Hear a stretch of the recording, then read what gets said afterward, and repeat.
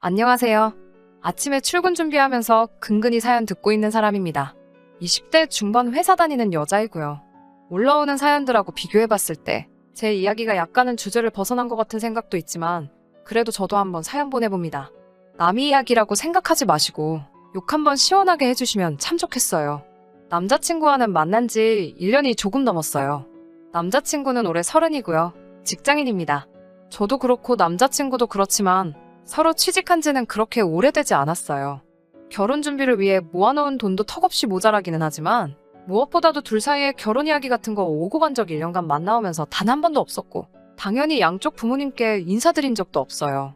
저는 지방에서 살다가 서울에 있는 대학을 들어가게 되면서 그때부터 자취를 시작했고 졸업 후에는 서울에 있는 직장에 곧바로 취직을 하게 되면서 가족들과 떨어져 서울에서 아예 눌러 살게 된 케이스예요.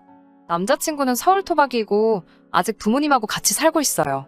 제가 졸업 후에 곧장 취직하게 되면서 저희 부모님께서 월세로 내는 돈이 제일 아까운 돈이라고 하시면서 아버지 이름으로 대출 조금 받아주셔서 서울에 전셋집 하나 마련해 주셨어요.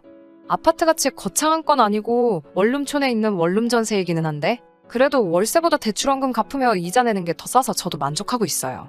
대출금에서 나오는 이자는 제가 벌어서 갚고 있고요. 연애를 한다고 해서 저 혼자 사는 집에 남자친구 들인 적도 없어요. 요즘 워낙에 세상이 흉흉하다 보니 혹시나 이별하게 되면 안 좋은 일이 생길 수도 있으니까요. 그래서 남자친구는 제가 어느 동네에 사는 정도만 알지 정확히 어디 사는지는 모르고 있습니다. 대신에 저는 자가용 차가 있어요. 취직하면서 큰맘 먹고 구매했습니다. 면허를 취득한 지는 얼마 되지 않아서 가깝고 익숙한 곳만 가거나 출퇴근만 겨우겨우 할 정도로 아직 운전이 익숙하지는 않습니다. 그래서 데이트할 때는 제가 남자친구 집까지 차를 끌고 오고 남자친구가 운전대 받아서 제 차로 여기저기 놀러 다녔습니다. 그러고 보니 남자친구한테는 기름값 한 번 받은 적이 없네요. 데이트하다가도 기름 없으면 주유소까지 가서 나 몰라라 멀뚱멀뚱. 아무튼 제가 보내드리는 사연은 얼마 전 구정연휴가 시작되기 전 일이에요. 작년에 큰오빠네 첫 아이가 태어났거든요. 조카도 얼마나 컸는지 참 보고 싶고 그런데 요즘 코로나도 아주 극성인데다가 제가 아직 고속도로는 한 번도 타본 적이 없기 때문에 차를 끌고 가는 건 상상도 하지 못했고 대중교통을 이용해 버스나 기차를 타고 내려가야 했어요. 가족들도 제가 운전이 아직 미숙한 걸 알기 때문에 너무 보고 싶지만 이번 명절에는 안전하게 그냥 서울에 있으라고 하더라고요. 저도 조카도 보고 싶고 가족들도 지난 추석 이후로 찾아뵌 적이 없어서 엄청 보고 싶었지만 또 요즘 확진자 수가 엄청나게 늘어나고 있는데 제가 괜히 사람들 많은 대중교통 타고 갔다가 남들한테 옮길 확률도 있고 해서 저도 그냥 서울에 혼자 남기로 하기로 하고 명절 연휴는 저 혼자서 보내기로 했어요. 명절 연휴 시작되기 몇 주 전에 남자친구하고 데이트하다가 이번에는 조카도 보고 싶고 가족들도 그립지만 코로나 때문에 본가에 못 내려가게 생겨서 아쉽다는 이야기를 하게 되었어요. 그런데 그 말을 들은 남자친구가 집에만 있을 거면 명절 연휴에 자기 집에 한번 놀러 오라고 하는 거예요. 둘 사이에 결혼 이야기 같은 거 한 번도 오고 간 적이 없는데 대뜸 집에 오라니 무슨 소린가 싶어서 내가 거길 왜 가? 라고 물었죠. 명절에 혼자 있으면 외로울 테니 와서 밥이나 먹고 가라고 대답해줬다면 한번 가볼까? 하는 생각이라도 해봤겠어요. 그런데 남자친구가 하는 말이 자기 아래로 남동생 하나 있고 딸이 없는 집안이다 보니 그동안 어머님 혼자서 외롭게 명절 준비하셨다면서 이번 기회에 자기 가족들한테 인사도 드리고 어머니 명절 음식 준비하는 거 도우면서 이참에 점수 좀 미리 따놓으라고 하네요. 제가 시험 준비하는 수험생도 아니고 점수를 따놓으라는 말이 참 어이가 없었어요. 기분이 나빠서 아무 말도 안 하고 있으니 왜 화가 났는지 이해 못하겠다는 표정으로 제가 가서 명절 음식 준비하는 것도 돕고 그러면 자동으로 이쁨도 받고 그러는 거지 어머니한테 미리 점수 따둬서 나쁠 게 뭐가 있냐는 식으로 말을 하더라고요. 정말로 만약에 제가 점수를 따놔야 하는 상황이라고 할지라도 그걸 왜 명절날 음식 준비하는 걸 도와서 따야 하는지 이해할 수 없었습니다. 남자친구 아버님의 형제가 어떻게 되는지는 모르지만 다른 친척들은 뭐하고 왜 어머님 혼자 음식 준비를 하시냐 물었더니 작은 어머니는 바빠서 음식 준비를 못 도와주신다고 하네요. 전 그러면 오빠랑 오빠 동생이 도와주면 되는 것 아니냐 왜 어머님 혼자 음식 준비를 하게 두냐고 물었더니 남자는 그런 거 하는 게 아니라면서 딱 선을 긋더라고요. 자기 어머니도 아들들이 주방 근처 오는 거 싫어하신다면서요.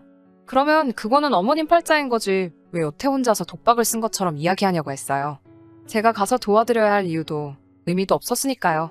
게다가 어머님이 남자가 주방에 들락날락 하는 거 싫어하신다는 말을 들으니 더욱 더 이 남자하고는 연애 그 이상으로 발전하면 안 되겠다는 생각이 들었어요. 우리 어머니도 제사 준비하는데 저희 집은 아빠도 발벗고 나서서 도와주시고 저는 위로 오빠만 둘인데 오빠들도 연휴 시작 전날부터 이것저것 많이 도와주는 걸 보면서 자랐거든요. 저는 오만 가지 생각이 다 들면서 그동안 붙였던 정까지 떨어지려고 하는 와중인데 남자친구는 분위기 파악도 못하고 생글생글 웃으며 올 거지? 와서 우리 엄마 도와줄 거지? 물어보고 있는데 이렇게 눈치가 없던 놈인가 싶더라고요. 저는 갈 생각이 없다고 다시 한번 정확하게 대답해줬어요. 미리 점수를 따놓으라는 게 무슨 말인지도 모르겠고 너희 부모님이 굳이 저를 이뻐해주지 않아도 저는 이미 우리 부모님과 오빠들한테 충분히 사랑받고 있다고 말해줬어요. 남자친구는 저희 가족이 저를 아껴주는 건 당연한 거 아니냐고 반박을 하면서 앞으로 너랑 내가 결혼할 수도 있는데 괜히 우리 엄마한테 밉보여서 나중에 고생하지 말고 여자니까 지금부터 미리미리 며느리 될 준비를 해야지 않겠냐고 하더군요. 끝까지 저러고 있으니 진짜 어이가 없어서 속에 있던 말을 솔직하게 해줬어요.